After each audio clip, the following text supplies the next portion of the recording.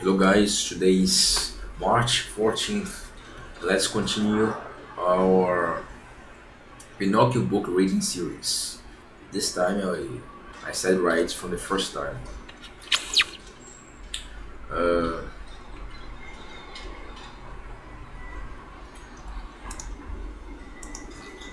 Chapter 33.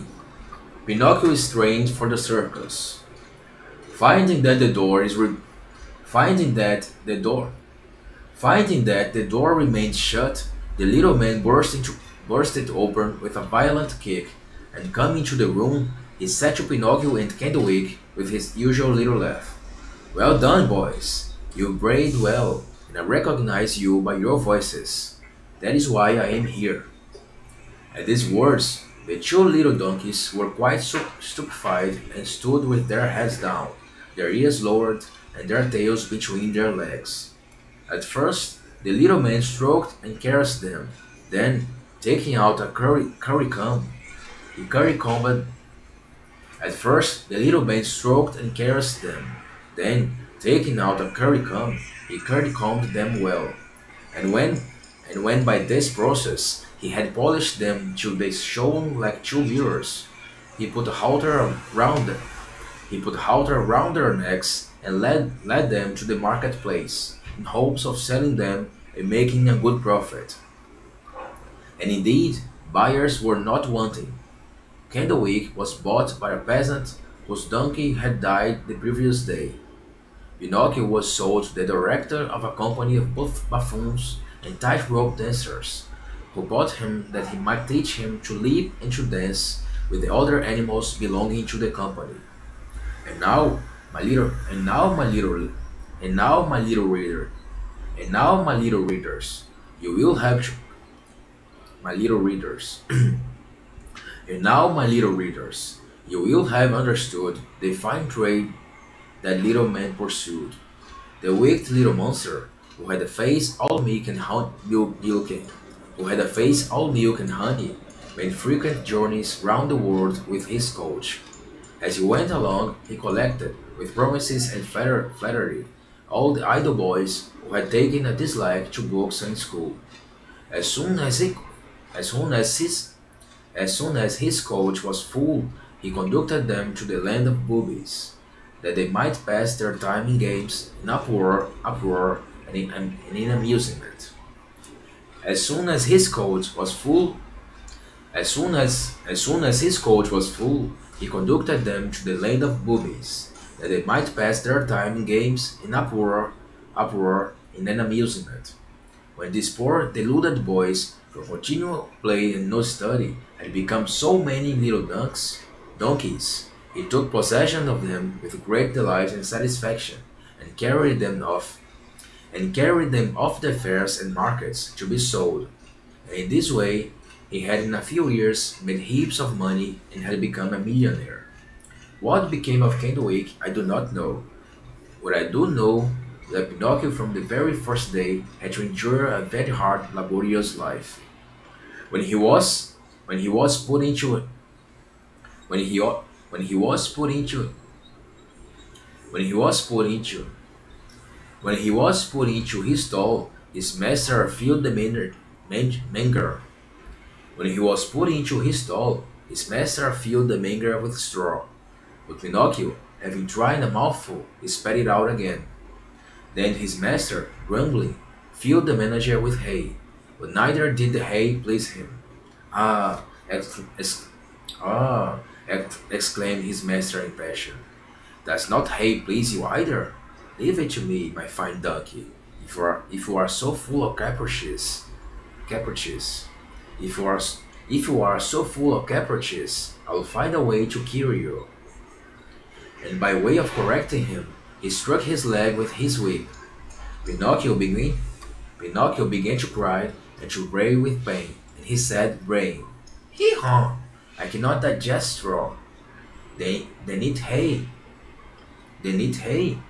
They need hay," said his master, who understood perfectly the asinine dialect. "Hee haw! Hay gives me a pain in my stomach. Do you mean to pretend that a little donkey like you Must be kept on breasts of chicken and capers on jelly? Asked his master, getting more and more angry, and whipping him again. At this second whipping, Pinocchio prudently held his tongue and said nothing more. The stable was then shut. The stable was then shut, and Pinocchio was left alone. He had not eaten for many hours, and he began to yawn from hunger. When he yawned, he opened a mouth that seemed as wide as an oven. At last, finding nothing else in the manger, he resigned himself and chewed a little hay. And after he had chewed it well, he shut his eyes and swallowed it. This hay is not bad, he said to himself. But how much better it would have but how much better it would have been if I had gone on with my studies. But how much better it would have but how much better it would but how much better it would have been if I had gone on but how much better it would have been but how much better it would have been if I had gone on with my studies. Instead of hay, I must now be eating a hunch of new bread and a fine slice of sausage, but I must have patience. The next morning, when he woke, the next morning when he woke, he looked in the manger for a little more hay, but he found none, for he had eaten it all during the night. Then he took a mouthful of chopped straw, but whilst he was chewing it, he had to acknowledge that the taste of chopped straw did not in the least resemble a savory dish of macaroni or pie. But I must have patience, he repeated as he went on chewing. He repeated as he went on chewing. May my example serve at least as a warning to all disobedient boys who do not want to study. Patience. Yeah, you did not listen to the other donkey trying to warn you. So don't don't hope on it. Uh, yeah, don't hope. Forget this. Don't hope. Don't get your hopes on. Patience indeed, shouted his master, coming at the moment into the stable. Do you think, my little donkey, that I brought you only to give you food and drink? I brought you to make you work, and that you might earn money for me. Up then, and up then at once. You must come with me to the circus, and there I will teach you to jump through hoops. And there I will teach you to jump through hoops, to go through. Up then at once. You must come with me into the circus, and there I will teach you to jump through hoops, to go through frames of paper, hid foremost, to dance waltzes and polkas. You must come with me into the circus, and there I will teach you to jump through hoops, to go through frames of paper, hid foremost, to dance waltzes and polkas, and to stand upright on your hind legs. Poor Pinocchio, either by love or by force, had to learn all these fine things, but it took him 3 months before he had learned them, and he got many a whipping that nearly took off his skin. At last, at last, a day, at last, a day came when his master was able to announce that he would give a really extraordinary representation. The many-colored placards stuck on the street corners were thus worded: Great full dress representation. Tonight will take place the usual feats and surprising performances executed by all the artists and by all the horses of the company, and moreover, the famous little donkey Pinocchio, called the star of the dance, will make his first appearance. The theater will be brilliantly illuminated. In less than an hour, all his friends were invited. In less than an, in less than an hour, in less than an hour, all his friends were invited. On the evening, as you may imagine, an hour before the play was. On the evening, as you may imagine, an hour before the play was to begin, the theater was crammed. There was not a place to be had, either in the pits or the stalls, or in the boxes even. by paying its weight in gold. The benches round the circus were crowded with children and with boys of all ages, who were in a fever of impatience. Who were in a fe- the, ben- the benches round the circus were crowded with children and with boys of all ages, who were in a fever of impatience to see the famous little donkey Pinocchio dance. When the first part, when the first part of the, when the first part of the, when the first part of the performance was over, the director of the company, dressed in a black coat, white breeches, and big leather boots that came above his knees, presented himself to the public, and after making a profound bow, he began with so much solemnity the following ridiculous speech. Respectable public, ladies and gentlemen, the humble undersigned being passerby in this illustrious city, I have wished to procure for myself the honor, not to say the pleasure, of presenting to this intelligent and distinguished audience a celebrated little donkey who has already had the honor of dancing in his presence of His Majesty the Emperor of all the principal courts of Europe. And, thanking you, I beg of you to help us with your inspiring presence and to be indulgent to us. This speech was received with much laughter and applause, but the applause redoubled and became tumultuous when the little donkey Pinocchio made his appearance in the middle of the circus. He was decked out of he was decked out for the occasion. He had a he had a new bridle of polished leather with brass buckles and studs, and two white camellias in his ears. His name was divided and curled, and each curl was tied with balls of colored ribbon. He had a girth of gold and silver round his body, and his tail was plaited with amaranth and blue velvet ribbons. He was, in fact, a little donkey to fall in love with. The director, in presenting him to the public, added these few words: my respectable auditors,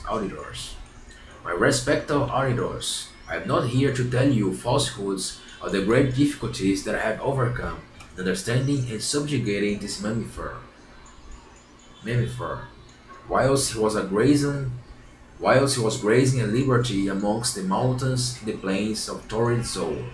I beg you, I beg you will observe a wild rolling of his eyes, every means having been tried in vain to tame him, and to accustom him to the life of domestic quadrupeds. I was often forced to have recourse to the convincing argument of the whip, where all my goodness to him, instead of gaining his affections, has, on the contrary, increased his viciousness. However, following the system of Gall, I discovered in his cranium a bony cartilage that the faculty of the medicine of Paris has itself recognized as the regenerating bulb of the hair and of dance. For this reason, I have not only taught him to dance, but also to jump through hoops and through frames covered with paper. I admire him, and then pass your opinion on him. But before taking my leave of you, permit me, ladies and gentlemen, to invite you to the daily performance that will take place tomorrow evening. But in case the weather should threaten rain, the performance will be postponed till tomorrow morning at 11 ante-meridian of post-meridian. Here, the director made another profound bow, and turning to Pinocchio, he said, "Courage, Pinocchio! Before you begin your feats, make your bow to this distinguished audience, ladies, gentlemen, and children." Pinocchio obeyed, and bent both his knees till they touched the ground, and remained kneeling until the director, cracking his whip, shouted to him, "At a foot space!" Then the little donkey raised himself on his forelegs and began to walk round the theater, keeping a foot space. After a little, the director cried, "Trot!" and Pinocchio, obeying the order, changed to a trot. "Gallop!" and Pinocchio broke into a gallop. "Full gallop!" and Pinocchio went to full gallop. Whilst he was going full speed like a racehorse, the director, raising his arm in the air, fired off a pistol. At the shot, the little donkey, pretending to be wounded, fell his whole length in the circus as he were really dying. Fell his whole length in the circus as if he were really dying. Fell his whole length in the circus, as if he were fell his whole length in the circus, as if he were really dying. Fell his whole length in the circus, as if he were really dying. As he got up from the ground amidst the outbursts of applause, shouts, and clapping of hands, he naturally raised his head and looked up, and he saw in one of the boxes a beautiful lady who wore round her neck a thick gold chain from which hung a medallion. On the medallion was painted the portrait of a puppet. "That is my portrait. That lady is the fairy," said Pinocchio to himself, recognizing her immediately, and overcome with delight, he tried to cry, "Oh, my little fairy! Oh, my little fairy!"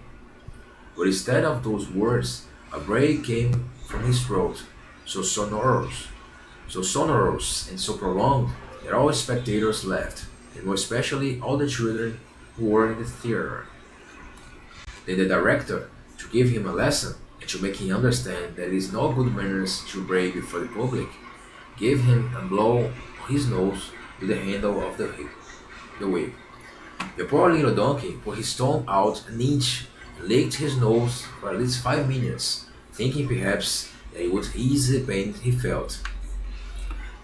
But what was his despair when, looking up a second time, he saw that the box was empty, the fairy had disappeared. He thought he was going to die, his eyes filled with tears, and began to weep. Nobody, however, noticed it, and least of all the director, who, cracking his whip, shouted, "Courage, Pinocchio! Now let the audience see how graceful you can jump through the hoops." Pinocchio tried 2 or 3 times, but each time that he came in front of the hoop, instead of going through it, he found it easier to go under it. At last he made a leap and went through it, but his right leg unfortunately caught in the hoop, and that caused him to fall to the ground, double up in a heap on the other side. When he got up, he was lame, and it was only with great difficulty that he managed to return to the stable. "Bring out Pinocchio! He won the little donkey! Bring out the little donkey!" shouted all the boys in the theater, touched and sorry for the sad accident. But the little donkey was seen no more that evening. The following morning, the veterinary, that is. The following morning, the veterinary, that is, the doctor of animals, paid him a visit and declared that he would remain lame for life. The director then said to the stable boy, "What do you suppose I can do with a lame donkey?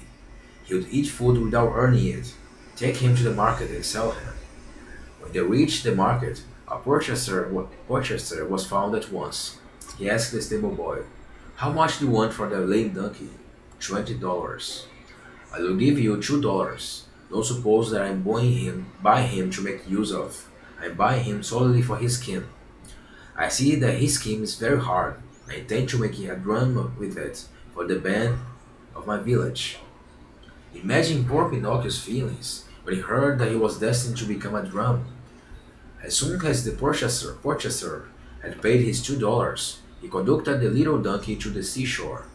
He then put a stone round his neck, and tying a rope, the end of which he held in his hand, round his leg, he gave him a sudden push and threw him into the water.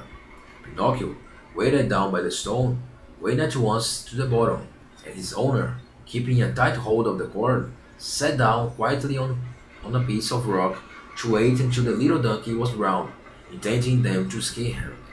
Wow, is this really a children's book?